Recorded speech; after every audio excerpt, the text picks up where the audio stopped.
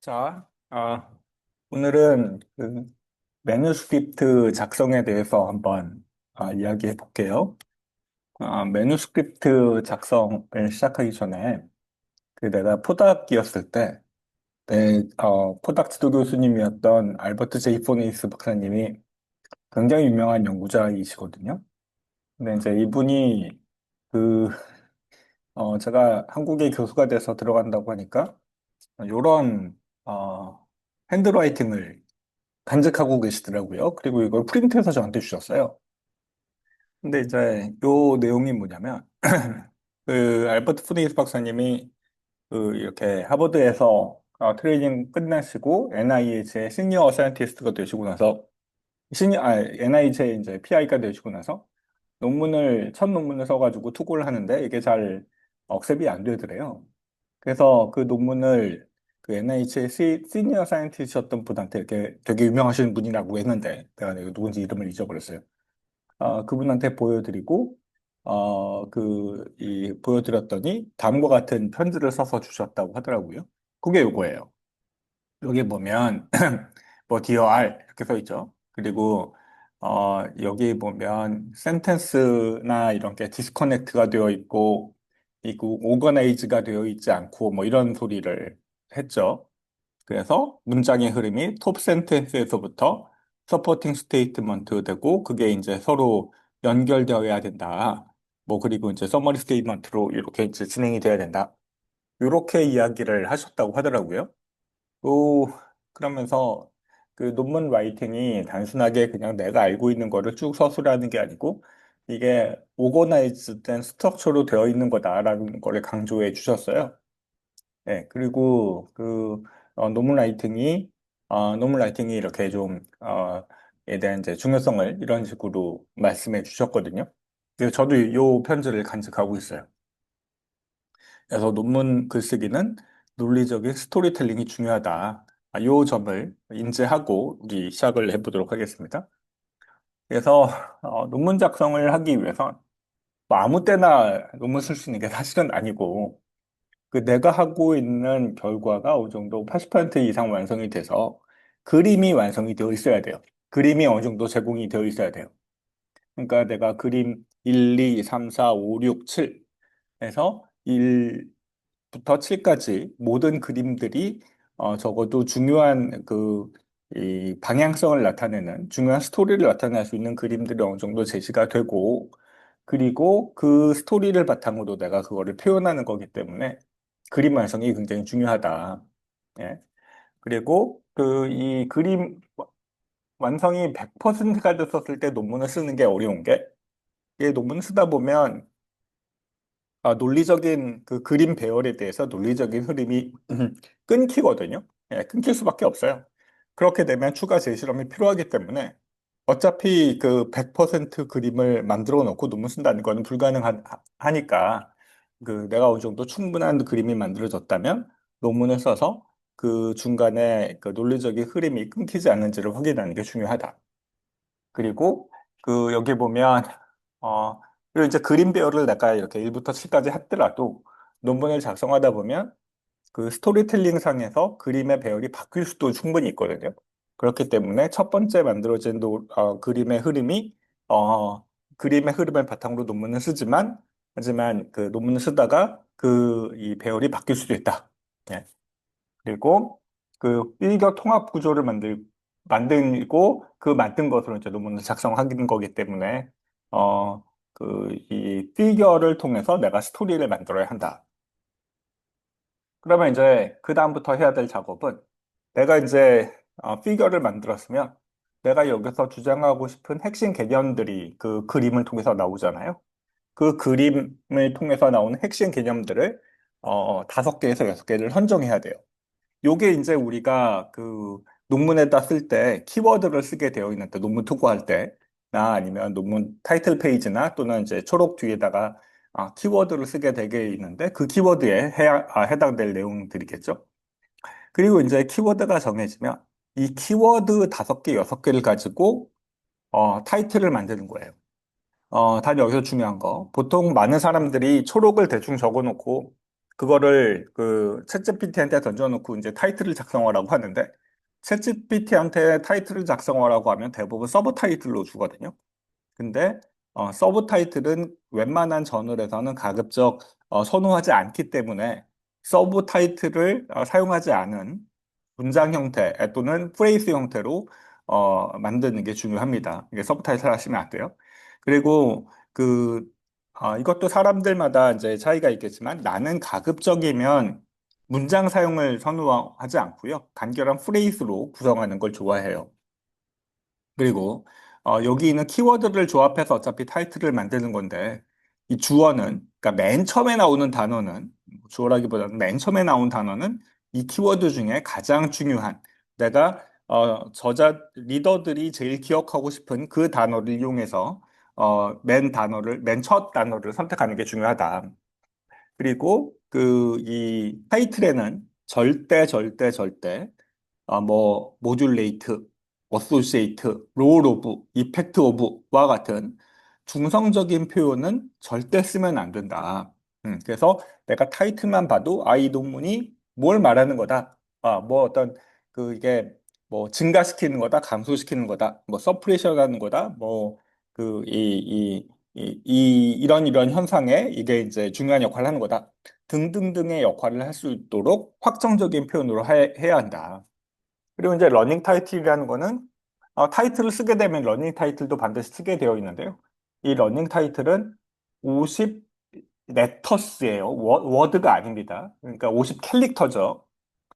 그래서 좀 더 탐사적인 키워드를 두세 개를 포함해서 적는다. 러닝 타이틀은 뭐냐면 여기 요즘은 그 논문이 다 온라인으로 퍼비시가 됐기 때문에 어, 그 예전에 종이로 나왔었던 잡지로 나왔었던 거랑은 상황이 좀 달라가지고 설명하기가 어려운데 옛날에는 이렇게 이게 논문이 있으면 이게 논문 페이지예요. 예.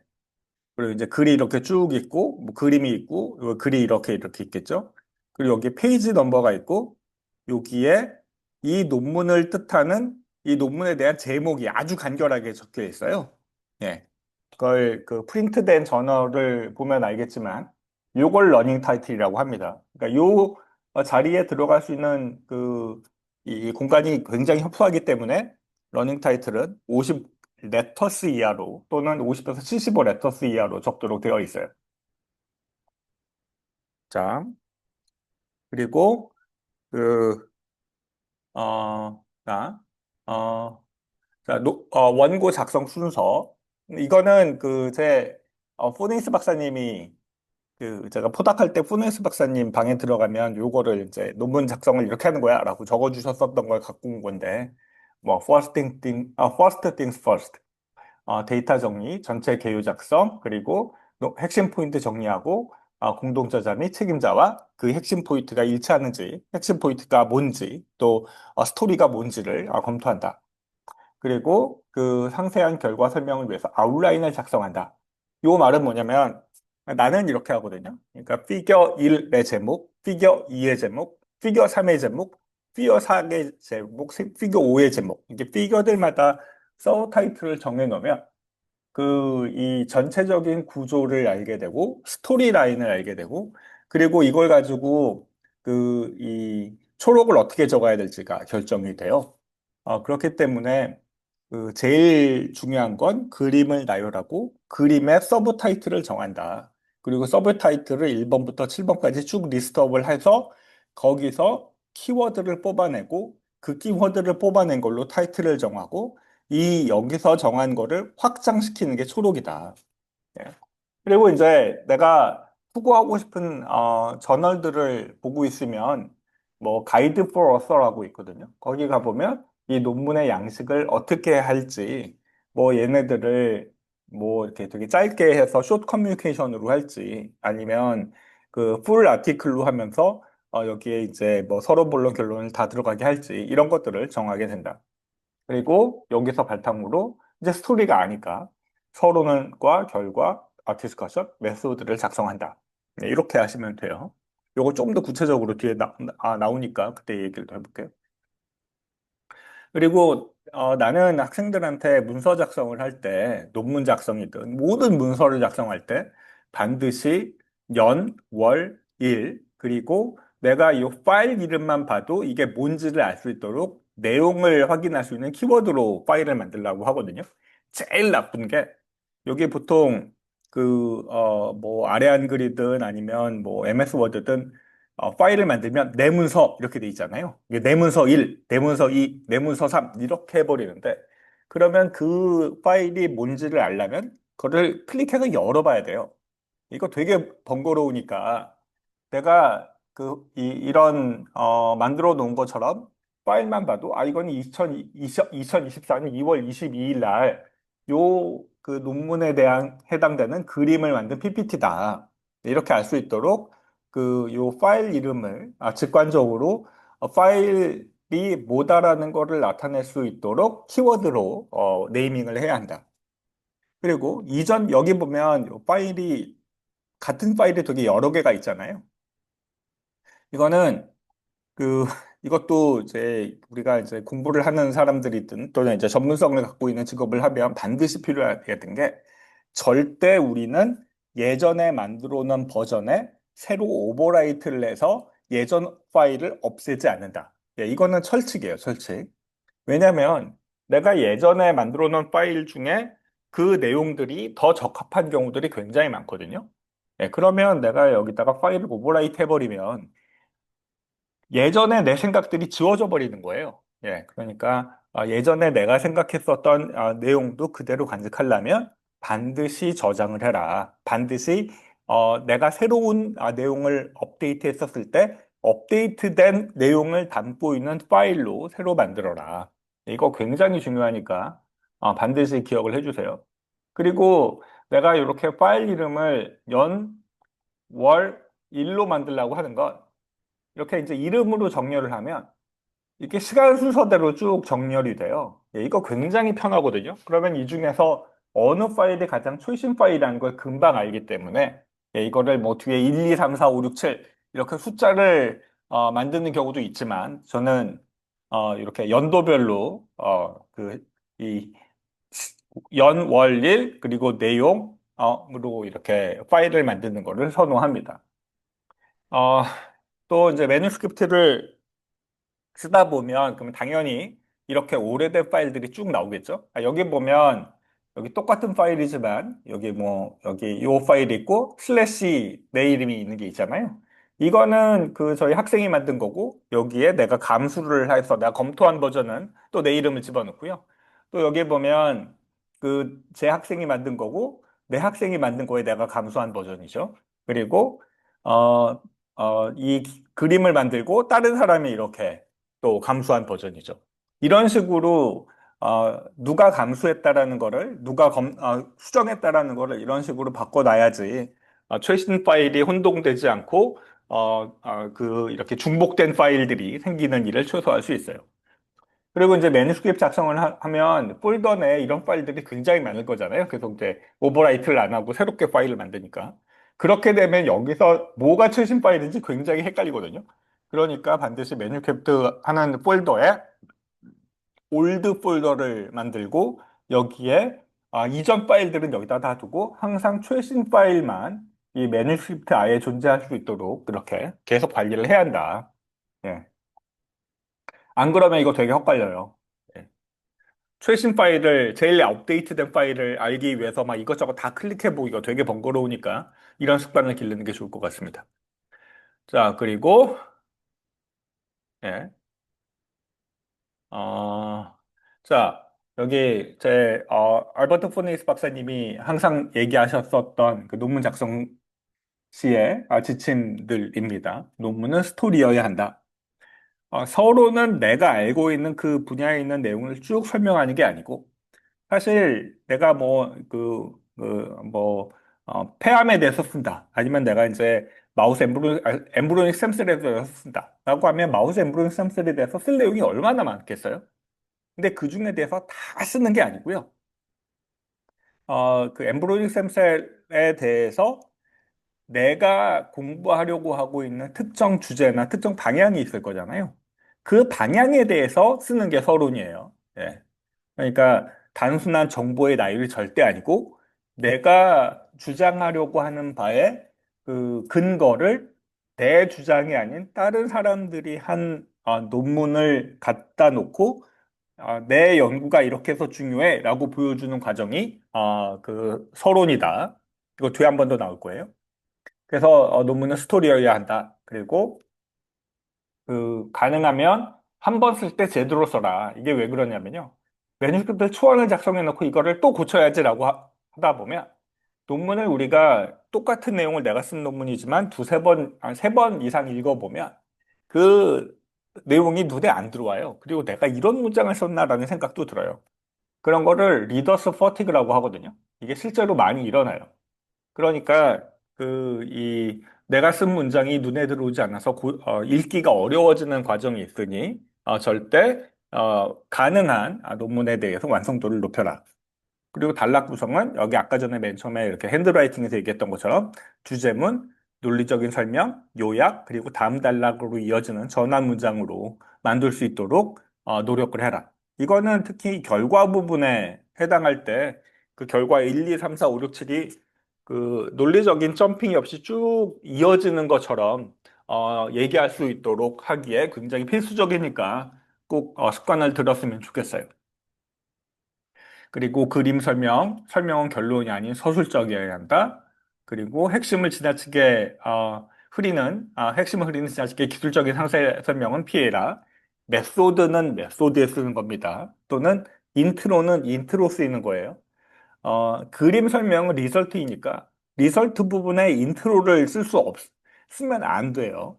예, 물론 이제 새로운 개념들을 제시할 경우들이 있긴 하겠지만 그럴 때 인트로 수준의 긴 내용을 그 리설트에 적으면 논점이 흐려지게 됩니다. 이것도 뒤에 나올 거예요. 그리고 결과 파트에 디스커션을 쓰지 않는다. 얘는 뭐냐면 어, 디스커션은 내가 내 리설트를 바탕으로 주장을 하는 거거든요. 예. 근데 그거는 결과 부분은 결과 디스크립션에 제한을 하고 디스커션에 하는 그 통합적으로 내가 지금부터 1번부터 7번까지 한 결과를 바탕으로 이거에 대한 의의를 주장하는 거기 때문에 결과 부분에 디스커션은 포함하지 않는다.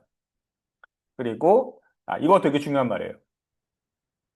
자, 그 어, 일반적으로 내가 연구를, 실험을 다 하고, 또 내가 그 그림을 만들고, 내가 논문을 쓰면 그 특정 내용에 대해서 내가 이 세상에서 그 부분에 대해서 제일 잘 아는 사람이잖아요. 그러니까 내가 아는 시각으로 그 그림을 이해하거나 나의 시각으로 요 데이터를 보고 있으면 나는 이해가 되지만 나의 시각을 갖지 않은 이만큼 익숙하지 않은 사람이 보게 되면 되게 몰라요. 절대 몰라요. 예.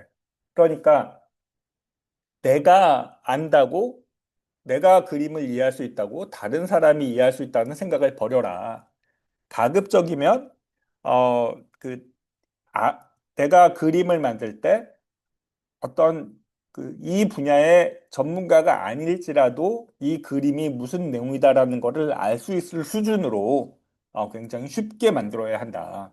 네, 복잡한 그림을 만들면 나 말고 다른 사람은 절대 이해하지 못한다. 이거를 꼭 기억했으면 좋겠어요. 그리고 내가 이제 네거티브한 결과가 나올지라도 이거를 긍정적인 표현을 쓴다. 나는 웬만해서 논문에다가 not이라는 부정사를 쓰지 않습니다. 예. 뭐 이게 같지 않다, unequal이라고 얘기하지 않고 remain comparable이라고 얘기를 하지 또는 remain unchanged라고 얘기를 하지 이게 not equal, not different라는 말을 하지 않아요. 그러니까 긍정적인 표현을 사용하는 게 중요합니다. 그리고 이제 리버터 쓸 때는 이건 따로 내가 기회를 잡아서 어떻게 쓰는 건지 이 동영상을 만들어 보도록 할게요. 그리고 최종 저출 전에 체크리스트를 확인해라. 자, 이번에 이제 내 버전을 얘기할게요. 아까 전에 얘기했었던 거의 리핏입니다. 논문 그림 완성도가 어느 정도 되어 있어야 한다. 그리고 그림에 대한 각 그림에 대한 서브 타이틀이 완성이 되어 있어서 그 그림에 대한 통합 구조를 이해할 수 있어야 한다. 그리고 키워드를 만들고 그 키워드를 바탕으로 타이틀이 만들어져야 된다. 예. 이렇게 되면 이제 시작이 되는 거예요. 타이틀이 만들어지면 그 초록을 쓰는 건 쉽거든요. 왜냐하면 초록은 타이틀의 확장이에요. 타이틀은 절대 길게 쓰지 않는데 그거를 내가 마음껏 길게 써야지 마음껏이라고 하면 안 되겠네요. 초록은 보통 220워드, 뭐 저는 220워드 이하 또는 200워드 이하로 쓰는 걸 좋아하거든요.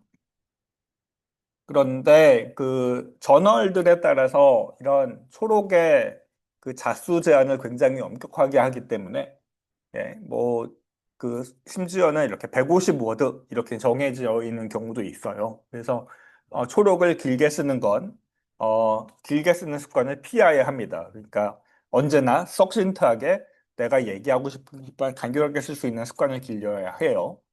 그러니까 뭐 나는 220워드, 230워드 이하로 쓰는 걸 좋아합니다. 그리고 초록은 그 모든 초록을 잘 보고 있으면 오버뷰, 메소드, 리설트, 컨클루전 구조로 되어 있는데요.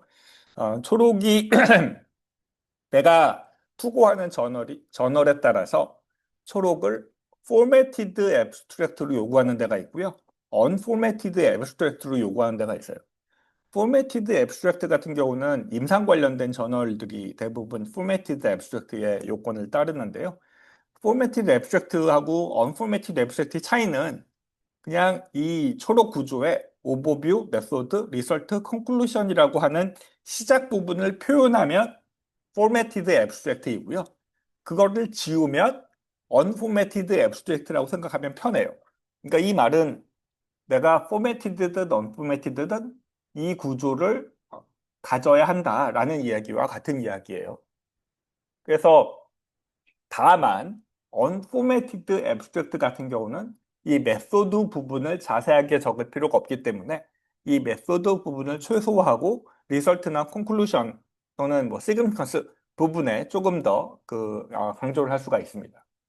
그리고 그 논문의 초록의 230워드 이하이기 때문에 정확한 구체적인 수치들 있잖아요. 이런 수치들은 작성을 하지 않아도 돼요. 나는 초록에 이렇게 정확한 수치가 들어가는 걸 별로 좋아하지 않는데요. 이렇게 구체적인 뭐 3배가 증가했다, 4배가 증가했다, 뭐 30%가 뭐 차이가 있다. 이런 그 구체적인 내용은 나중에 리설트에 얘기해도 되니까 어, 굳이 필요하지 않는 경우 그 수치에 대해서 언급할 필요는 없습니다. 단 임상 논문은 얘기가 다르니까 임상 논문은 그 아마 요 수치가 되게 중요할 수 있다는 거는 인지를 하고 인지를 해야 될 거예요. 그리고 초록은 초록 내에서 약어는 초록에서 최소한 사용한다. 그리고 이제 논문마다 다른데, 저널마다 다른데, 특정한 저널들은 서머리 파일을 또 따로 요구하는 경우도 있고, 또 리서치 하이라이트로 이렇게 블랙 포인트라고 하죠. 이렇게 점 찍고 그거에 대한 간단한 내용들을 뭐 75 레터스 또는 뭐 100 레터스 이하로 적어라라는 거를 요구하는 경우도 있으니까 요거는 따로 준비를 해야 될 거예요. 자, 이제 논문 작성을 해봅시다. 논문 작성은 연구실들마다 이렇게 서두하는 플랫폼이 다 있어서 뭐 뭘로 쓰는 게 정답입니다라고 얘기할 수는 없는데 저희는 MS 워드를 사용하는 걸 권장합니다. 아래 한글 쓰면 안 돼요. 예. 자, MS 워드를 주로 써요. 그래서 나의 기준은 MS 워드로 쓸 때 언제나 폰트는 타임스 뉴로만 해. 12 폰트 사이즈의 더블 스페이스로 쓰는 걸 기본으로 합니다. 요렇게 하는 걸 내가 기준으로 하는 게 이러면 내가 이 정도 뭐 첫 페이지가 원 페이지가 되면 한 뭐 300워드 정도 된다. 두 페이지가 되면 600워드가 된다. 이렇게 워드 카운트를 그냥 대략적으로 알 수 있는 그 감을 주거든요. 그래서 나는 이렇게 정해놓고 하는 걸 좋아해요. 그리고 그, 이, 어, 자, 그리고 이 페이지 넘버를 추가해야 되고요. 뒤에 나올 겁니다. 일반적으로 아래 가운데, 예, 아래 페이지의 가운데, 그러니까 이게, 어, 페이지면 이 부분에 페이지 넘버를 적게 됩니다. 그리고 줄번호를 다는데요. 예, 이 줄번호를 왜 다냐면요. 줄번호를 달기 위해서는 MS 워드의 레이아웃에 가서 줄번호, 페이지마다 다시 매기기라는 데 이제 클릭해서 따라가면 낼 수 있는데요. 이 줄번호를 왜 필요하냐면 내가 그 논문이 이 리뷰어들한테 가게 되면 리뷰어들이 이 쭉 읽으면서 어떤 특정 부분에 대한 센텐스나 특정 부분에 대한 문장에 대해서 내용에 대해서 지적을 하고 싶잖아요. 그러면 이 내용이 어디에 있다라는 거를 저자한테 알려줘야 되는데 그러려면 제일 쉬운 건 여기 있는 그 각 라인마다 번호가 써여 있고 페이지 번호가 있으면 몇 페이지에 몇째 줄에 이런 내용이 있는데 이런 내용에 대해서 이렇게 구체적으로 조금 더 이야기를 해봐. 이 부분의 정보가 나는 이렇게 옳다고 생각하지 않아. 뭐 이렇게 지적을 할 수가 있는데요. 이 줄번호가 없으면 그걸 얘기하기가 굉장히 어려워요. 그래서 많은 저널들 중에는 내가 논문 투고를 하면 이 줄번호가 자동으로 생성되는 경우들이 있는데, 안 그런 경우도 있으니까 아예 습관을 요 레이아웃에 줄번호를 달도록 그렇게 훈련을 해라. 그리고 좌우 정렬 사용하고 문 닫아 들어쓰기를 사용해라. 역시, 예, 이거는 이제 뭐 포맷의 영역이니까 우리는 이제 이렇게 하는 걸 좋아해요. 그리고 타이틀, 초록, 인트로, 메소드, 리설트, 디스커션과 같이 이렇게 서브 타이틀이 필요한 경우는 볼드로 한다. 그리고 엔드노트 레퍼런스를 다는 게 굉장히 중요한데 나중에 그 레퍼런스를 다는 거에 대해서 한 번 더 이야기를 할 거거든요. 그래서 레퍼런스를 달게 하는 수많은 레퍼런스 매니저 프로그램들이 있어요. 근데 저는 엔드노트 사용하는 거를 선호합니다. 이게 이제 뭐 맨델리라는 것들 사용하는 거나 뭐 레퍼런스 매니저라는 걸 사용하는 분들도 있는데 이게 엔드노트가 장점인 게 대부분 한국에 있는 학교에서 엔드노트를 공짜로 도서관에서 다운받을 수 있다. 그게 1번이고요. 두 번째는 레퍼런스 매니징 하는 소프트웨어들 중에 그 각 레퍼런스 저널들마다 그 레퍼런스 스타일이 다 다르잖아요. 그 스타일을 엔드노트는 그 모든 저널을 의 스타일을 제공을 해주거든요. 그렇기 때문에 뭐 나는 뭐 셀이나 사이언스나 뭐 네이처나 뭐 이런 데만 투고할 거야라고 하면 굳이 그럴 필요가 엔드노트와 같은 파일을 이런 레퍼런스 매니저를 사용할 필요가 없는데 저희 같이 이렇게 논문 저널을 다양하게 투고하는 곳에서는 이 모든 스타일을 제공해주는 엔드노트가 장점일 수 있으니 우리는 엔드노트를 사용을 합니다. 그리고 여기 보면 뭐 이것도 뒤에 한 번 더 나오니까 이건 뒤에 가서 얘기를 할게요. 그리고 엔드노트 라이브러리를 만들 때 절대 논문의 PDF 파일을 여기에 엔드노트 라이브러리에 추가할 수가 있거든요. 예. 이거를 저는 가급적 하지 말라고 해요. 왜냐하면 보통 엔드노트에 해당되는 내가 찾은 레퍼런스가 뭐 예를 들어 200개다. 거기에 PDF 파일이 예를 들어서 뭐 10메가다 라고 하면 200 곱하기 10 하면 엔드노트 파일 라이브러리 하나만 파일만 2기가가 넘어버리거든요. 그러면 파일 사이즈가 커져가지고 핸들하기가 되게 어려워요. 예. 그러니 엔드노트는 그냥 논문에 대한 정보들만 집어넣고 PDF 파일을 여기다 어태치해가지고 이 엔드노트를 이용해서 레퍼런스 매니지 하는 거와 논문 검색을 같이 하지는 말아라. 네. 이것도 뒤에 나옵니다. 자, 그래서 내가 선호하는 논문의 형태는 다음과 같아요. 그리고 이제 여기 페이지 넘버는 여기 있어야 하고요. 인트로, 그리고 들어쓰기 되어 있죠. 그리고 라인 넘버 제공되어 있죠. 그리고 이렇게 레퍼런스가 이렇게 표시가 되어 있습니다. 네.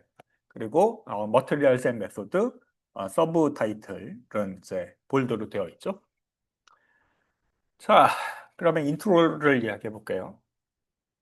인트로는 나는 일반적으로 아까 전에 내가 얘기했었던 것처럼 타임스 뉴 로만의 12폰트의 더블 스페이스로 레퍼런스 포함해서 두 장을 가능한 한 넘기지 않도록 써요. 이러면 한 500에서 600단어 정도 되거든요. 인트로가 되게 길어지면 그, 이, 어, 물론 이제 이것도 저널들마다 다 다른데, 저널들마다 내가 쓸 수 있는 단어 수가 정해져 있어요. 예를 들어서 뭐 6천 단어 이내로 쓰세요. 뭐 4,500단어로 쓰세요. 그 사이언스나 뭐 네이처와 같이 그 엄격한 저널은 뭐 2천자 단어로 2천자 내외로 쓰세요. 이렇게 정해져 있거든요.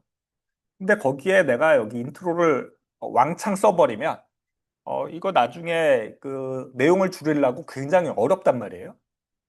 그리고 리더들이 그 논문을 읽다가 인트로가 너무 길어버리면 그 이게 인트로나 디스커션이 많이 길어지게 되는데 이런 경우에 논문 핵심 파악하기가 어려워서 장황하게 표현하게 되는 거를 피하고 그 내가 꼭 이야기하고 싶은 것만 아, 얘기를 하기 위해선 석신트하게 간결하게 써야 한다. 그래서 500에서 600단어. 그리고 연구 주제의 맥락과 배경, 필요성, 기존 연구의 흐름에 따른 논리적으로 구성한다. 이 말은 뭐냐면, 자, 인트로랑 디스커션이랑 구별하기 어려워서 헷갈려 하는 사람들이 많은데, 인트로덕션은 내가 연구하려고 하는 게 왜 중요해? 내 연구가 이런 의미가 있어. 그렇기 때문에 이 연구가 꼭 필요한 거야. 라는 내용을 그 다른 사람들이 연구한 다른 사람들의 논문을 근거로 주장하는 거예요. 네, 그 방향으로 이끌어내는 거예요. 그래서 인트로를 읽다 보면, 이렇구나, 이렇구나, 이렇구나. 이래서 이 연구가 중요하겠네. 라는 생각을 가질 수 있도록 쓰는 게 인트로덕션입니다. 자, 그래서 이미 발표된 논문들을 이용해서 내가 제시하려고 하는 목적을 연구 방향을 이해할 수 있도록 이끌어내는 과정이 인트로다. 그래서 저는 보통 인트로를 패러그래프 4개로 구성을 하는데요. 패러그래프 2는 해당 연구 분야의 가장 일반적인 내용, 그리고 동향, 예, 뭐 이런 연구들이 수행되고 있어. 근데 이제 이 동향이 내가 연구하려고 하고 있는 그 방향을 이끌어주는 동향이어야 하겠죠. 그리고 패러그래프의 두 번째는 내 핵심 키워드에 관련된 구체적인 내용, 그리고 연구의 필요성. 패러그래프 3은 그거에 대한 보다 조금 더 구체되어 있는 이 내용에 관련된 내용들. 그리고 패러그래프 4는 인데스 스타디로 시작하는 본 연구의 개요. 이렇게 구성이 됩니다. 그러니까 이제 이거를 얘기하면 그 패러그래프 1, 2, 3, 4의 구조가 이렇게 일반적인 거에서 구체적인 걸로 내려오는 구조가 된다라고 생각할 수가 있겠죠. 그리고 각 패러그래프가 끝나면 반드시 두 번째 패러그래프로 이어질 수 있도록 이어지는 내용들이 중간중간에 삽입되는 게 논리적인 흐름을 이끌어가는 데 중요합니다. 그리고 이제 요게 내가 하기 싫다. 이거 하기 어렵다라고 하려면요. 나는 어떻게 하냐면 내가 주장하려고 하는 연구 결과와 굉장히 유사한 연구들이 있을 거 아니에요. 그 리서치 논문들을 쭉 한 10개 정도 찾아가지고 그거를 챗GPT한테 던져놓고 나는 내 연구는 그러니까 피겨 1, 2, 3, 4 피겨가 이미 정해져 있잖아요. 예, 내가 이 논문 쓰기 위해서는 피겨에 1부터 7까지의 서브 타이틀이 이렇게 작성되어 있다고 했으니까 이 서브 타이틀의 내용들을 챗GPT한테 던져놓고 그리고 대표 논문 10편을 정리한 다음에 대표 논문 10개를 정해가지고 같이 던져놓으면 놓고 초록을 써봐 인트로를 써봐 라고 하면 기가 막히게 써줍니다. 예, 그러면 그 인트로가 아마 이런 구조로 되어 있을 거예요. 그러니까 그 인트로를 보면서 내 의도에 맞는지, 맞지 않는지, 그걸 수정하는 것도 방법이에요. 자, 반드시 인트로에서 해상되는, 제공되는 객관적인 근거들은 이미 발표된 논문들을 바탕으로 객관적인 근거를 담보하기 때문에 반드시 레퍼런스가 있어야 합니다. 이 레퍼런스가 얼마나 잘 다 붙여 있느냐에 따라서 내가 이 분야의 전문성이 얼마나 있는 사람이다라는 것을 보여주는 거기 때문에 레퍼런스를 그냥 대충 달면 절대 안 돼요. 그 간혹씩 리뷰어들 중에 이 레퍼런스를 하나씩 하나씩 체크해서 잘못된 레퍼런스가 달리면 결과에 상관없이 무조건 리젝 시키는 경우도 있거든요. 그래서 제가 그래요, 제가. 예, 그러니까 이 레퍼런스를 이 올바른 레퍼런스를 달고 올바른 객관적인 근거를 제시할 수 있도록 해라.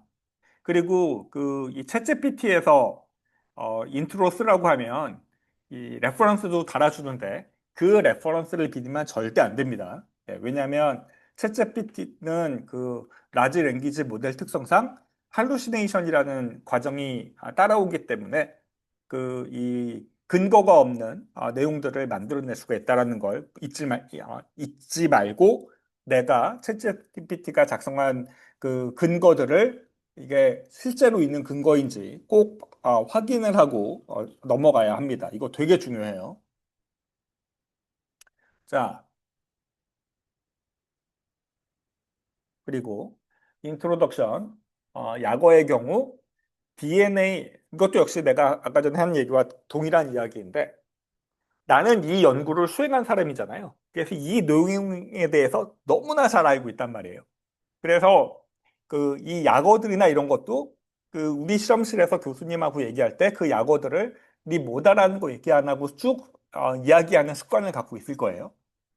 근데 그 약어는 나랑 교수님과 그 관련 분야 사람들은 알지만 이 내용을 처음 보는 사람들은 몰라요. 네. 그러니까 그 약어를 사용하게 되면 반드시 약어에 대한 풀 내용을 작성을 하고 넘어가야 된다. 초록 때 했잖아요. 초록 때 했다고 인트로 때 안 하면 안 돼요. 왜냐하면 초록하고 인트로는 별개이거든요. 예. 그러니까 논문의 시작은 인트로에서 시작된다고 생각하면 돼요. 그러니까 초록의 약어를 디파인을 했다고 하더라도 반드시 인트로에서도 약어 디파인을 하고 인트로에서 약어가 디파인이 되면 그다음부터는 안 해도 돼요. 예. 그다음에는 그 약어를 계속 써도 되거든요. 자, 그래서 예를 들어서 우리가 연구하고 있는 허츠슨 길퍼드 프레제리아 신드롬 HGPS라고 이렇게 작성을 하잖아요. 그러면 요 HGPS라는 말을 인트로 때 쓰면 그다음부터 쭉 쓰면 돼요. 그리고 유전자 같은 경우는 뭐 내가 POU5F1이라고 쓸 때 POU 클래스 5 호메오박스 1이라고 쓰고 가로 열고 유전자 이름을 써야 하겠죠. 그냥 POU5F1이라고 하면 그 일반적으로 이렇게 허용되지 않습니다. 그리고 이 유전자 이름하고 단백질 이름을 얘기할 때 이 스피시스에 대한 노멘클레처 규칙이 있거든요. 그거를 반드시 따라야 해요. 그래서 이게 이 써놓은 걸 보고 이게 휴먼 유전자인지 마우스 유전자인지 이게 단백질인지 이를 파악할 수 있도록 이 노멘클레처를 따르는 게 중요합니다. 그래서 휴먼 유전자 같은 경우는 대문자 이탈릭으로 쓰고요. 그리고 마우스 연자는 첫 문자만 대문자고 나머지는 소문자죠. 그리고 단백질은 대문자 정자, 소문자 정자 이렇게 되어 있어요. 예를 들어서 뭐 옥트포는 POU5F1이라는 유전자에 의해서 코딩되는 단백질이잖아요. 그러면 내가 이 단백질을 얘기하는 건지 유전자를 얘기하는 건지에 따라서 POU5F1으로 쓸지 옥트포로 써야 될지를 결정을 해야 되겠네요. 그리고 논문 전체에서 여기서 디파인드된 용어를 통일스럽게 사용하는 건 굉장히 중요합니다. 예를 들어서 뭐 HGPS, IPS 여기 슬래시가 있죠? 여기 HPS, IPS 슬래시가 없죠. 이거 같은 건지 다른 건지 몰라요. 그러니까 내가 이걸로 정의하면 계속 이걸 써야 한다. 이런 거를 다시 HPS 드라이브 IPS라고 용어를 바꿔 사용하면 안 됩니다. 자, 인트로는 됐죠. 그리고 맵서리알 Materials and Method. 여기는 그 사실 살짝 민감한 얘기지만 이 논문에 투고를 하면 에디터들은 이 논문이 전체의 유사도 검증 정보들을 받거든요. 그러니까 이 논문이 작성된 논문이 다른 이미 작성된 논문보다 얼마나 비슷하지? 라고 해서 이제 유사도 검증 자료를 받아요. 그러면은 이 5단어 이상씩 이렇게 중복되어 있는 거를 우리는 동일한 단어가 5단어가 이제 중복이 되면 다른 논문에서 나오는 단어와 중복이 되면 그걸 우리는 표절이라고 하잖아요. 그렇게 표절이 있는지 없는지를 검사를 한다고요. 근데 그래서 전체 그 내용이 35%, 30% 미만 30% 넘어가고 40% 가까이 되면 이 표절 가능성을 염두에 두고 이제 굉장히 부정적으로 보는데 35% 미만 정도 되는 것까지는 봐줘요. 근데 이제 그렇게 될 수밖에 없는 게 두 단어가 겹치는 경우나 세 단어가 겹치는 경우들은 굉장히 많잖아요. 예, 더 롤 오브 오브 이것만 해도 세 단어인데 더 롤 오브 오브 더 이펙트 오브 A 어카운트 포 B 이런 단어들은 충분히 세 단어 이상 겹칠 수 있잖아요. 그렇게 다 합치면 전체적으로 중복되는 표현들이 한 30% 이상 나오는 거는 이렇게 봐줍니다. 네, 그거를 표절이라고 하잖아요. 그런데 그 표절이 제일 많이 걸리는 경우가 이 머트리얼 메소드 부분인데요. 예, 근데 이거는 그럴 수밖에 없는 게 내가 사용한 이뮤노블라팅이 이 실험 때 사용한 이뮤노블라팅하고 저 시험 때 사용한 이뮤노블라팅이 다르기가 어렵잖아요. 예. 그래서 엔티바디 정보들이나 아니면 프라이머 정보들이나 또는 그런 거를 제외하곤 대부분 이 라이팅이 동일할 수밖에 없다고요. 그렇기 때문에 이 부분은 어느 정도의 자기 표절이 다른 거 그대로 복사하면 안 되죠. 내 저널 내가 쓴 논문에서 이렇게 갖다 들어 쓰는 거를 용인을 해줘요. 예. 사실 이 메소드 부분의 내용이 중복되는 경우들이 많기 때문에 한 30% 이상 중복률이 나오는 거라고 생각하면 되니까 머트리얼 메소드 부분을 쓸 때 참고해라. 그리고 맨 마지막에 스태티스칼 어널리시스 부분은 반드시 작성을 하고요. 이 스태티스칼 어널리시스에 이 스튜던트 T 테스트를 썼는지 그리고 원 웨이 아노바를 썼는지 투 웨이 아노바를 썼는지 그리고 원 웨이 아노바나 투 웨이 아노바를 썼으면 멀티플 컴패리선을 뭘 갖고 했는지를 반드시 적어야 합니다. 그리고 지금도 스튜던트 테스트를 갖다 놓고 이 3개 이상 되는 그룹에서 스튜던트 티 테스트를 사용하는 경우들이 있는데 이러면 절대 안 됩니다. 그러니까 내 유튜브에 나와 있는 스태티스티컬 통계 분석 자료를 반드시 보고 얘와 얘가 어떨 때 사용되는지를 분명히 알고 논문을 썼으면 좋겠어요. 자, 그리고 일반적인 실험법, 이뮤노블라팅이나 RNA 아이솔레이션이나 이뮤노플루렌스나 등등등들은 서플리먼트 매터리얼로 이동이 가능합니다. 아까 전에도 얘기했듯이 논문의 자수가 4,500워드, 5,000워드 이렇게 정해져 있으면 줄일 수 있는 부분을 찾아야 하는데 그때 메소드 부분을 줄이는 게 제일 쉽습니다. 자, 그리고 리설트. 리설트는 피겨 1, 2, 3, 4, 5, 6, 7의 간단한 제목이 필요하다고 그랬죠. 이것도 저는 프레이스로 하는 걸 좋아하고 볼드로 표현을 해요. 그리고 피겨 1, 2, 3, 4, 5, 6, 7의 간단한 제목은 리설트 부분의 소제목 또는 부제목이 되어야 합니다. 그래서 리설트 1부터 7까지 각각 따로따로 리설트에 부제목이 되면서 그 내용이 들어가야 돼요. 그래서 부제목 그 하나 적고 피겨 6, 7을 같이 사용하는 거를 웬만했으면 피해야 합니다. 그러려면 당연히 피겨 6하고 7이 같은 피겨 6으로 뭉쳐야 하겠죠.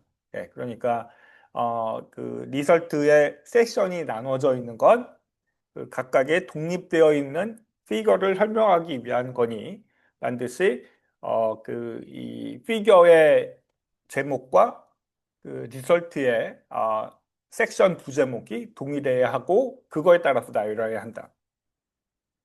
그래서 이제 제일 좋은 그이 피겨의 배열은 그림 제목만 나열해도 초록을 대변할 수 있고 전체 그림 서브 타이틀만 보면 내 논문이 무슨 말이다라는 거를 이해할 수 있도록 배열하는 게 중요하다. 그리고 피겨 타이틀의 구성이 하나의 연구 주제에 대한 방향으로 진행되는지 검토해라. 이게 무슨 말이냐면 그 내가 피겨 타이틀이 아이고 자, 예,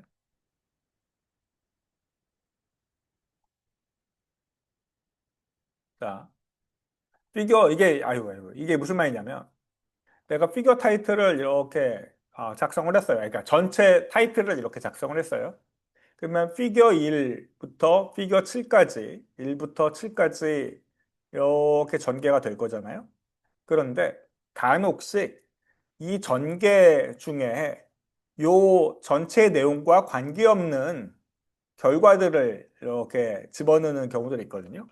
그러면 이 내용이 한 방향으로 쭉 이끌어져야 하는데 이렇게 욕심에 이것도 보여주면 좋겠다라고 해서 이제 결과들을 추가하는 경우들이 있어요. 이러면 예를 들어서 이거 피겨 5라고 할게요. 피겨 1번부터 7번까지 쭉 한 방향으로 내려오다가 피겨 5가 들어가면 얘는 이거 이 전체 내용을 그 대변하지 못하는 그림이잖아요. 이러면 내가 하나의 연구 주제에 대해서 한 방향으로 그 제시되는 게 아니고 이게 내 논점이 흐려진단 말이에요. 예. 그리고 이걸 디스트랙트가 된다고 표현을 하죠.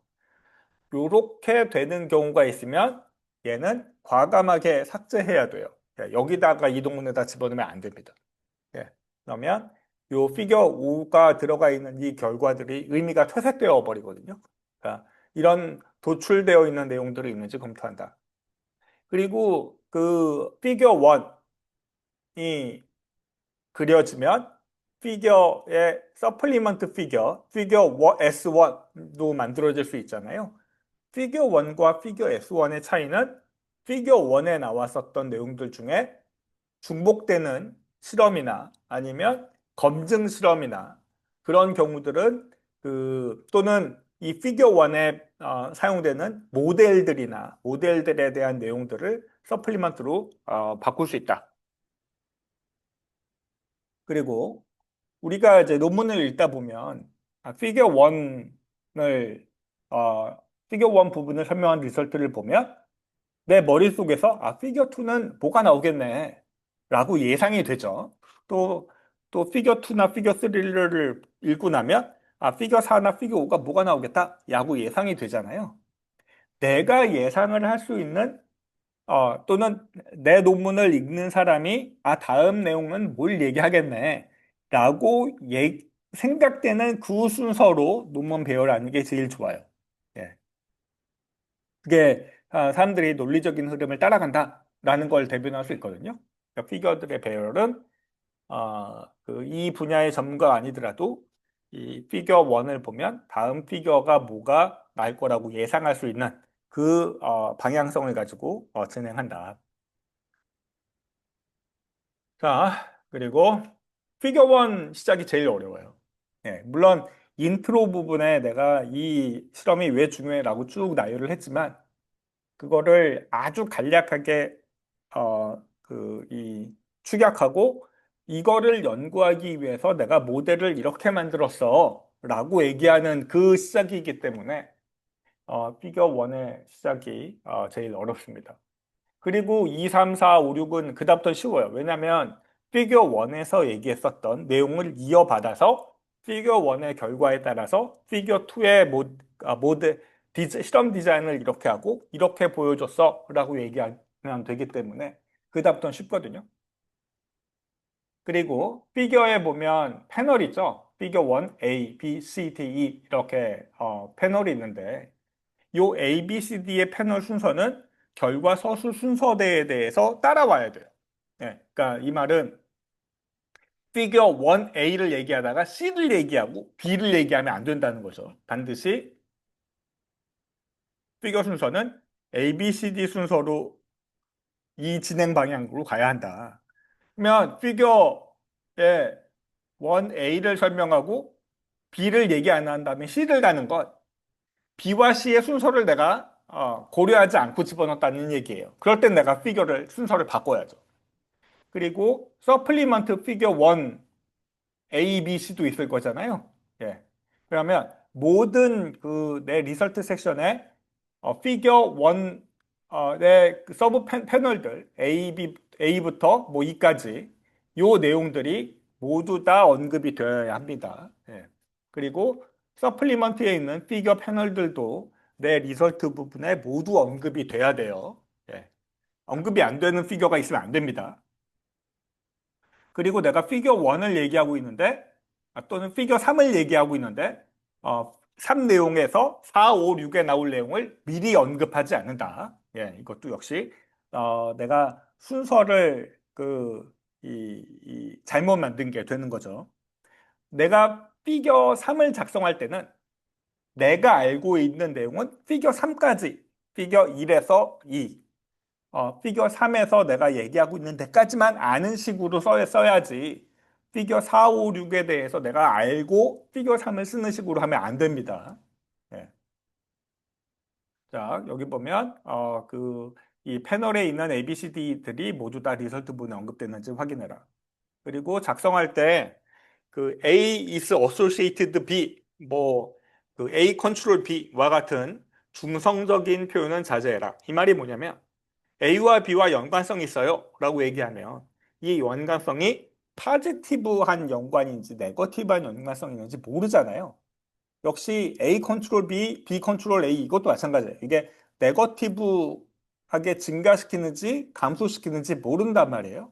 그러니까 그런 중성적인 표현을 가능한 한 피하고 얘가 예를 들어서 뭐 A 컨트롤 B라고 하면 A positively 컨트롤 B를 뭐 A induce B라고 얘기한다든지 A promote B라고 얘기한다든지 또는 반대로 A repress B라고 한다든지 A suppress B라고 한다든지 이렇게 결정적인 확정적인 단어를 사용할 수 있도록 했으면 좋겠어요.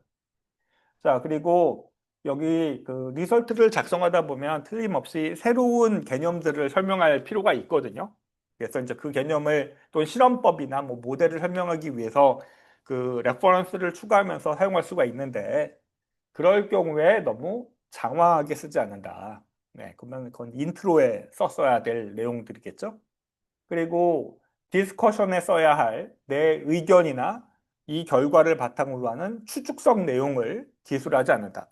물론 추측성 내용을 기술하고 그 기술을 바탕으로 그 가설을 바탕으로 다음 실험을 했더니 이렇게 나왔어. 이거는 가능하지만 그냥 단순히 추측성 내용만 얘기하고 끝내서는 절대 안 된다. 이건 디스커션에 써야 될 내용입니다. 자, 그리고 피겨 레전드. 피겨 레전드는 그림에 사용된 용어와 그림의 객관적인 내용을 이해하기 위해서 쓰는 거예요. 절대 결과에서 기술되어야 될 데이터의 설명을 피겨 레전드에 쓰면 안 됩니다. 이건 철칙이에요. 예, 뭐 A가 B가 증가한다라는 그래프를 보인다. 이런 거는 리서치에 써야 되는 거지. 피겨 레전드에 쓰면 안 돼요. 피겨 레전드는 A가 B가 뭐 이 바그래프는 A가 B보다 뭐 유의미하게 크다라는 걸 얘기한다라고 얘기하는 게 아닙니다. 그냥 이거는 뭐 이런 조건에서 A와 B의 바그래프 결과예요라고 보여주는 거예요. 그리고 피겨에 사용되는 약어 같은 경우는 반드시 피겨 레전드에 있어야 돼요. 그래서 제일 이상적인 피겨 레전드와 피겨는 리설트 부분을 읽지 않고 피겨와 피겨 레전드만 봐도 이 사람의 리설트 섹션이 어떻게 작성되겠다. 어떻게 이 사람이 피겨에서 말하려고 하는 게 뭐다. 라는 거를 알 수 있을 정도로 쓰는 거예요. 그렇기 때문에 피겨에 사용되어 있는 약어 있잖아요. 예를 들어서 뭐 내가 이렇게 그래프를 쓰고 예, 여기는 뭐 목이든 뭐 컨트롤이든 뭐 쓰고 여기에 뭐 예를 들어서 SB라고 쓰면 예, 이 SB가 뭔지 논문을 찾아야지 논문을 찾아서 SB가 뭐다라고 그 찾게 하면 잘못된 거예요. 이 SB에 대한 내용이 피겨 레전드에 있어야 합니다. 그럼 여기에 뭐 NBSC라고 내가 썼어요. 그러면 이 NBSC가 뭐다라는 걸 내가 논문을 검색해서 논문 내에서 찾아서 이게 뭐다라고 얘기하면 안 됩니다. 반드시 피겨 레전드에 여기서 사용한 용어들이 이 해당되는 그림의 피겨 레전드에 있어야 해요. 그리고 나는 뭐 이것도 이제 사람들마다 다르지만 나는 서플리먼트 피겨에는 피겨 타이틀을 쓰지 않아요. 근데 메인 피겨에는 피겨 타이틀을 써야 되고 피겨 레전드에 그 피겨 타이틀이 표시가 돼야 되겠죠. 그리고 이제 많은 사람들이 힘들어하는 게 뭐 알파, 베타, 감마, 뭐 델타 뭐 이런 거 이런 키 같은 경우는 그거를 이게 알파, 베타라고 쓰기 싫어서 A, B 또는 U 뭐 R 이렇게 쓰는 경우가 있는데 이러지 말고요. MS 워드 같은 데 보면 삽입, 고급 기호, 바로가기 키를 이용하면 내가 알파, 베타, 감마나 뭐 이렇게 마이크로 같은 경우는 단축키를 어사인할 수 있기 때문에 예, 단위 같은 거 적을 때 사용하면 됩니다. 그래서 절대 서플리먼트든 피겨에 마이크로 몰을 유 몰이라고 쓰는 이런 경우는 피하란 말이죠.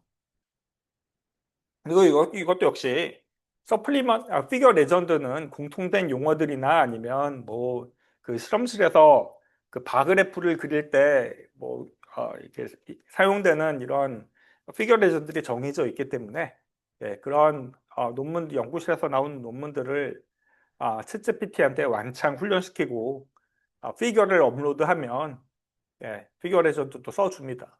그러면 시간을 많이 줄일 수 있으니까 작성된 피겨 레전드를 이용해도 돼요.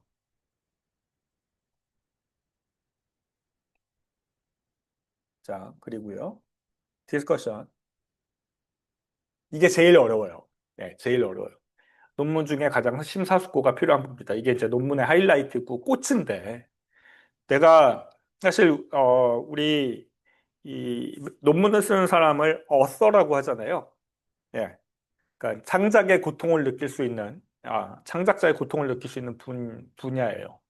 그리고 내가 어서이기 때문에 내가 이 논문에 담고 싶은 내 생각을 주장할 수 있는 유일한 부분이에요.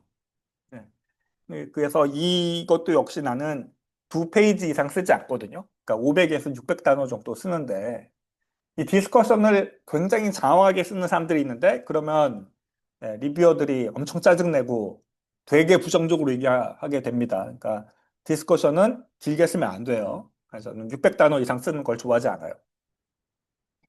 그래서 그 600단어에 제한되어 있는 글자 내에 내가 주장하려고 하는 부분을 또는 내가 이 연구가 이렇게 중요한 거야 라고 하이라이트 할 수 있는 부분이기 때문에 이거를 뭐 인트로에 썼었던 거를 그대로 반복하면 그만큼 내가 쓸 범위가 줄어들잖아요. 그러니까 인트로에 작성된 내용을 또 적지 마라. 리던던테이즈는 라이팅이 되는데 이런 경우는 절대 피해라. 그러니까 인트로랑 디스커션의 차이는 뭐냐면요. 인트로는 내가 이 연구가 중요하다라는 이야기를 하기 위해서 내 근거가 아닌 다른 사람들의 논문을 근거로 그 방향을 이끌어내는 거라면 디스커션은 내가 이미 연구 결과를 앞부분에 이야기를 했잖아요. 그러니까 내 연구 결과를 근거로 내가 주장하려는 바가 이렇게 중요한 거야 라는 거를 이야기하는 과정이다. 그러면 이 과정에서 내 연구 결과를 근거로 이게 A는 B다라는 걸 주장을 할 때 그 근거가 신뢰성을 높이기 위해서 다른 사람이 한 논문을 근거로 더 추가적으로 사용해서 주장할 수 있어요. 네. 그때 레퍼런스가 쓰는 거지. 인트로에서 사용되는 레퍼런스와 디스커션에서 사용되는 레퍼런스는 목적 자체가 다릅니다. 네. 그래서 리서트 부분에 담담하게 표현된 결과의 주요 의미를 부여하는 과정이다. 네.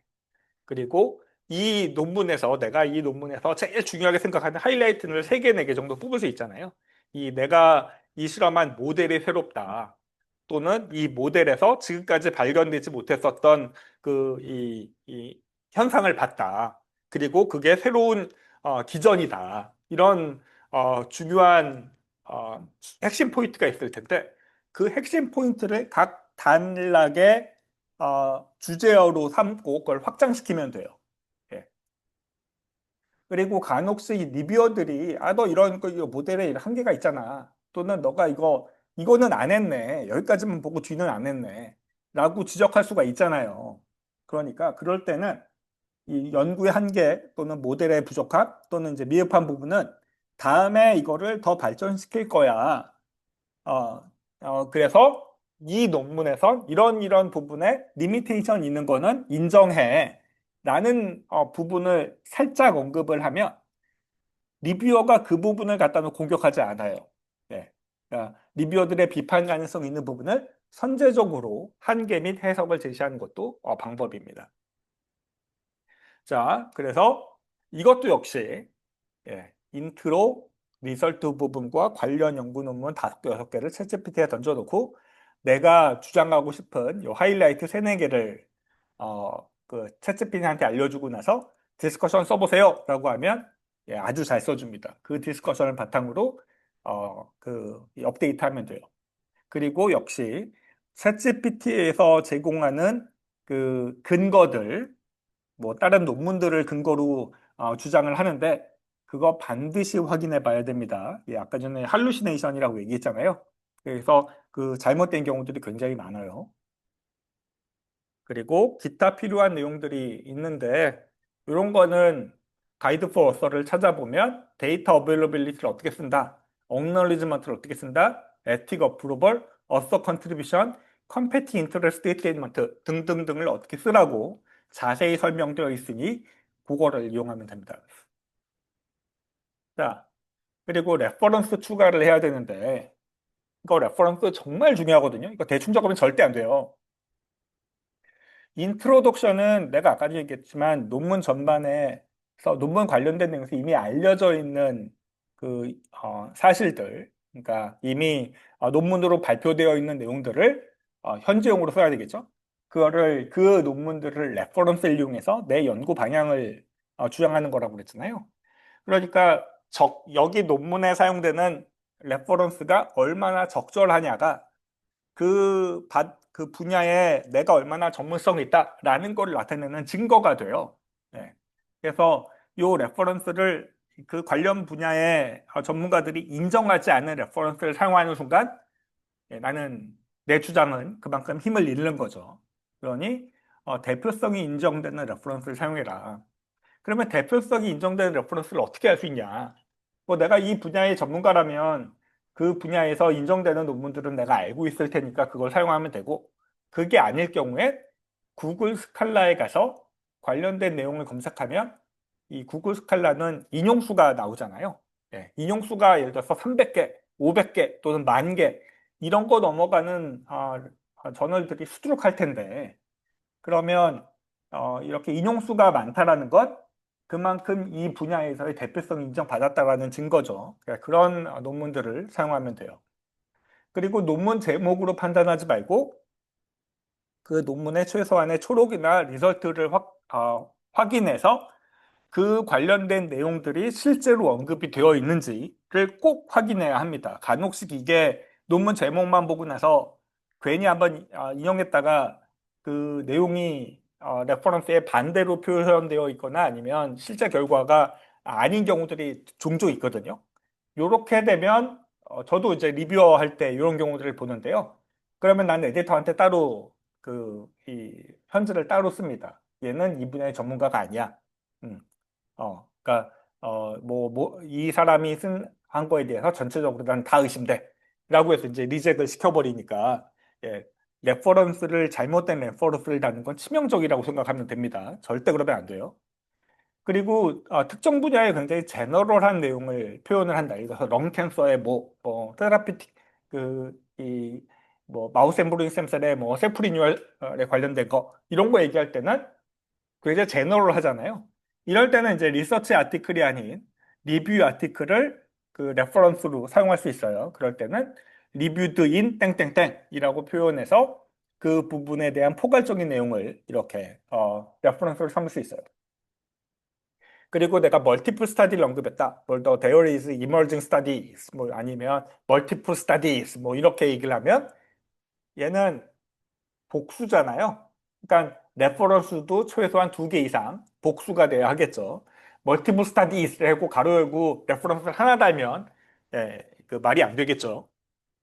그리고 여러 내용을 한 문장에서 언급해서 그 다수의 레퍼런스를 인용할 경우에 이 레퍼런스를 맨 끝 문장에다가 다섯 개, 여섯 개를 한꺼번에 쭉 나열하는 경우가 있는데 이것도 전문성이 없어 보여요. 네. 그래서 저는 뒤에 나오겠지만 각 특정한 내용이 나왔을 때 그 레퍼런스를 인용을 하거든요. 그러면 너가 이제 이 분야에 대해서 잘 아는구나 라고 이제 인식을 줄 수 있어요. 그리고 이제 레퍼런스의 개수가 정해져 있기 때문에 물론 이제 온라인 저널들은 제한이 없긴 하지만 많은 저널들은 레퍼런스 개수를 60개 미만 이렇게 또는 50개 미만 이렇게 이제 정해놓고 있거든요. 그러니 레퍼런스를 무제한으로 막 달다 보면 이 나중에 개수 지우려면 되게 어려우니까 어, 그 논문을 쓸 때 내가 투고하려고 하는 저널에 레퍼런스 제한이 어떻게 되는지를 확인을 해라. 그리고 그 내가 주장하는 그 근거의 타당성을 주장하기 위해서 복수의 레퍼런스를 사용하는 경우들이 있는데요. 그런 경우도 가장 대표성이 인정되는 레퍼런스를 하나를 남기고 나머지 부분은 삭제하는 게 좋다. 그래서 내가 아까 전에 얘기했었던 내용이 이런 거예요.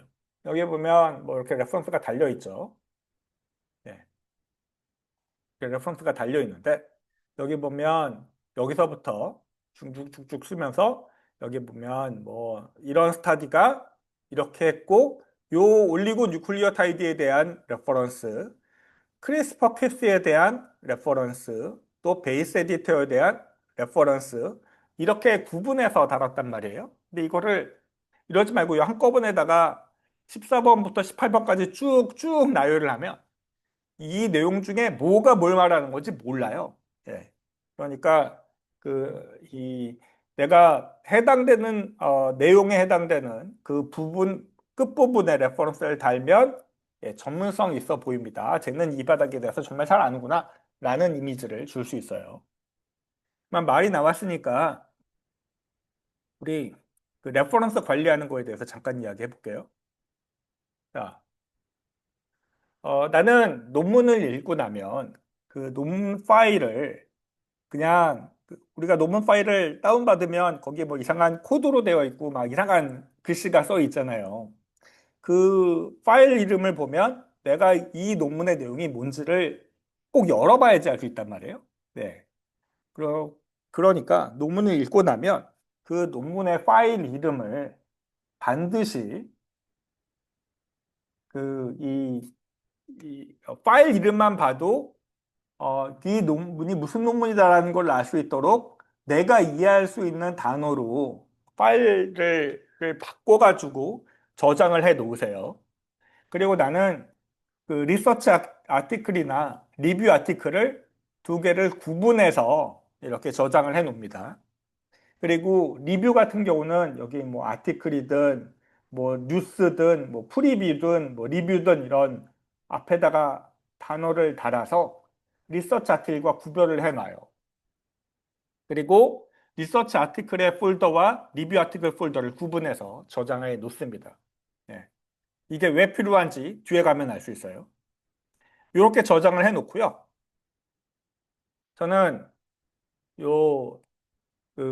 디본띵크라는 앱을 사용하는 걸 좋아하는데 이건 맥 전용 프로그램이라 윈도우를 쓰는 사람들은 PDF 서치 기능이 있는 PDF 데이터베이스 파일이 앱들이 꽤 있을 거거든요. 그거를 다운받아서 쓰면 돼요. 리본팅크를 사용해서 여기와 같이 아이고 아이고 아이고 여기와 같이 내가 낸 논문들 그리고 리서치 아티클, 리뷰 아티클을 구분해서 여기다가 다 던져놔요. 그러니까 리서치 아티클 6,400개, 리뷰 아티클 2,700개가 제가 항상 들고 다니는 이 데이터베이스가 되는 거죠. 그리고 이제 해놓으면 리서치 아티클에 이렇게 6,400개 정도의 논문들이 있고요. 예, 리뷰 아티클에 2,700개들이 클릭해보면 이렇게 있겠죠. 그럼 여기다 갖다 놓고 여기에 이제 키워드로 검색을 하면 내가 찾고자 하는 키워드가 들어있는 논문들을 스코어별로 쭉 나열을 해줘요. 그러면 내가 논문을 쓸 때, 이런 내용이 들어갈 수 있는 레퍼런스가 있으면 참 좋겠는데, 그 레퍼런스를 찾는데, 이거만큼 좋은 게 없어요.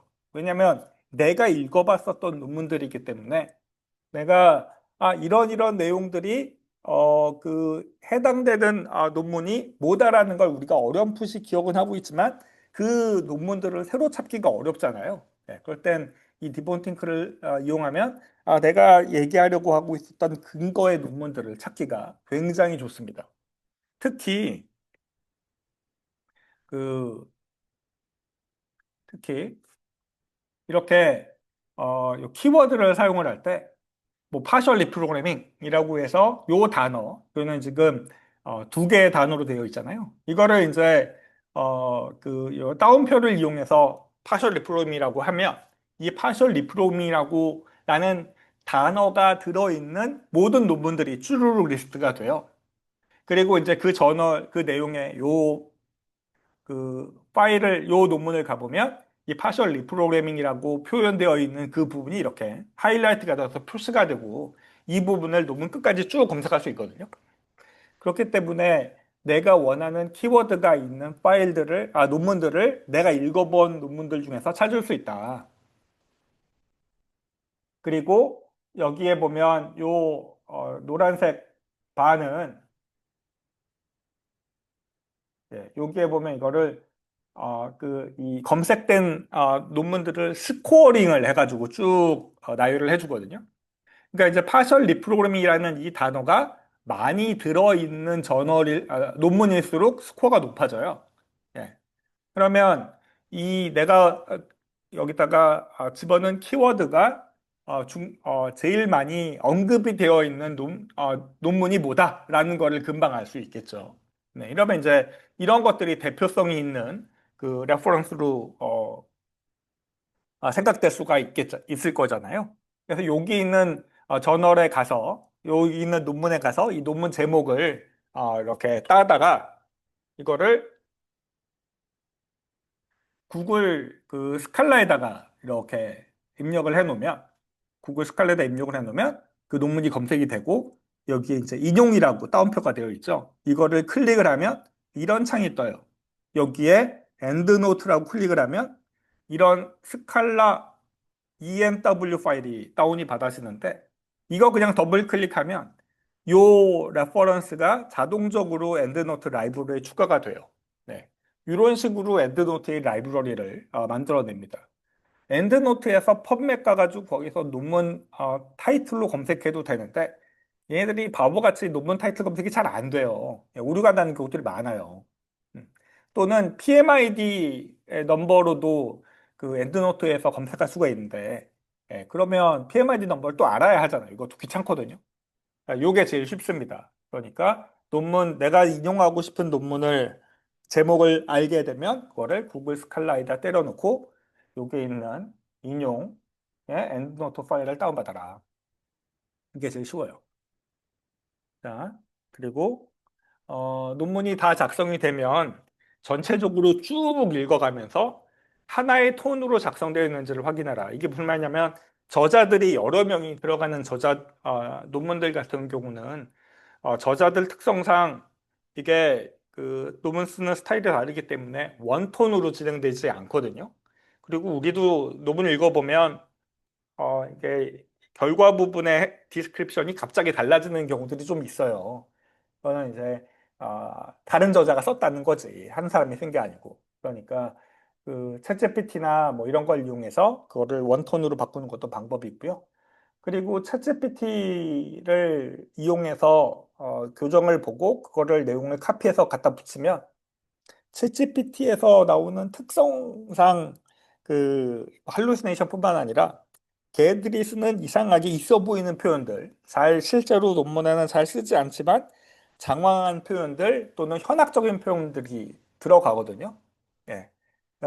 그러면 이제 누가 봐도 아 이거 챗GPT가 썼구나라고 금방 알아요. 그러면 이제 없어 보이니까 그런 형식들이 있는지를 확인해라. 근데 우리가 못 하잖아요. 그러면 그 전문 영어 교정 업체에다가 보내서 리뷰를 받으면 그런 걸 고쳐주기 때문에 내가 챗GPT로 전체 내용을 한번 검토했더라도 웬만하면 전문 영어 교정 업체를 통해서 교정을 받아라. 그리고 MS 워드 사용하면 스펠링 오류가 일어나면 이렇게 밑에 빨간색으로 단어에 빨간색으로 이렇게 줄이 거지잖아요. 이런 줄이 거지면 반드시 다시 한번 확인해라. 그리고 이 뭐 포스폴레이션이나 뭐 잘 안 쓰는 단어들도 단어 스펠링은 맞지만 이렇게 빨간색이 표시가 되어 있는 경우들이 많은데 그런 경우는 이 내용을 MS 워드에서 사전에 추가라고 해서 사전 추가를 하면 이 파일이 내용이 없어지잖아요. 그런데도 불구하고 이 빨간색으로 표시가 되어 있으면 이건 스펠링이 틀린 거죠. 그러니까 이 MS 워드 사용해서 스펠링 오류로 빨간색이 표시되어 있으면 꼭 한번 다시 봐라. 네. 그리고 그 투고하기 전에 반드시 가이드 포 어서를 확인해서 저널에 요구되는 모든 상황이 충족되어 있는지를 확인하고 그리고 투고를 하는 게 안전할 것 같습니다. 자, 여기까지고요. 네, 여러분들이 이 논문 작성하는 걸로 좀 그 훈련을 많이 해야지 그러니까 나는 항상 이제 학생들한테 이렇게 얘기하거든요. 제가 맨 처음에 2007년도에 교수가 돼서 2009년도에 논문을 한 편 발표를 했는데 그게 이제 제가 처음부터 끝까지 리버털까지 다 한 논문이 그게 처음이겠죠. 근데 그때의 논문을 내가 다시 읽고 싶지 않아요. 예, 지금 꼭 나쁘지 않은 저널에 투고가 됐고 사이테이션도 꽤 많이 된 논문인데 내가 그거를 볼 때마다 얼굴이 화끈거리고 부끄럽단 말이에요. 제가 지금까지 한 논문 한 130편 정도를 썼는데 130편 쓰고 나니까 이제 논문을 어떻게 쓰는지 알 것 같아요. 네. 그러다 보니 논문 실력이 내가 이제 계속 올라가고 예전에 썼던 논문들이 이제 약간 부끄러운 거지. 그리고 내가 이제 뭐 정년일 끝날 때까지 계속 논문 쓸 테니까 그때 될 때면 지금 쓴 논문이 이제 또 부끄러워질 거 아니에요? 이게 이제 전문가로 살아가는 사람들한테 피할 수 없는 과정일 것 같은데요. 여러분들도 그래요. 그러니까 계속 더 좋아질 수밖에 없어요. 그러니까 계속 더 좋아지려면 논문을 계속 써야 돼요. 예. 근데 내가 지금 자신이 없다고 안 쓰면 그런 일은 앞으로 일어나지 않겠죠. 내가 논문을 잘 쓸 수 있는 그런 일들은 안 일어날 거잖아요. 그래서 논문을 많이 쓰다 보면 그 형식이나 또는 많이 쓰는 포맷들, 그리고 문장 구조들, 그리고 어떻게 표현해야 된다라는 게 머릿속에 쌓이기 때문에 그 쌓인 거를 꺼내내는 과정이고 거기에 이제 단어만 바뀌는 과정이니까 내 머릿속에 논문에 관련된 라이브러리들이 쌓여야 한다. 네. 그걸 위해서 가능하면 초록이든 아니면 뭐 인트로든 내가 논문 구성이 충분하게 되지 않았을 때도 내가 어떤 특정한 내용에 대해서 써본다. 라는 거를 훈련을 해보는 것도 저는 좋은 습관이라고 생각해요. 그리고 다른 사람이 학생들은 논문을 많이 읽으니까 논문 읽을 때 기가 막히게 잘 쓴 표현들이 눈에 들어오면 그거를, 뭐, 요새 이제 노트 프로그램들이 좋은 게 많으니까 거기다가 이렇게 다 기록을 해놓으면 그게 나중에 내가 논문을 쓰는 논문을 쓸 때 필요한 내 용어 표현들의 라이브러리로 쓸 수 있겠죠. 예. 그런 식으로 해가지고 내가 노력을 기울여야지 논문 쓰는 거에 대한 이런 어려움을 극복할 수 있습니다. 네. 논문을 쓰지 못하면 연구자로 살아남기 어려워요. 이건 정말 정말 중요한 일이니까 논문 쓰는 거에 대한 내가 자신감을 기를 수 있도록 여러분들이 학위 과정 때 꼭 습득을 했으면 좋겠습니다. 예, 이상입니다. 여기까지 할게요.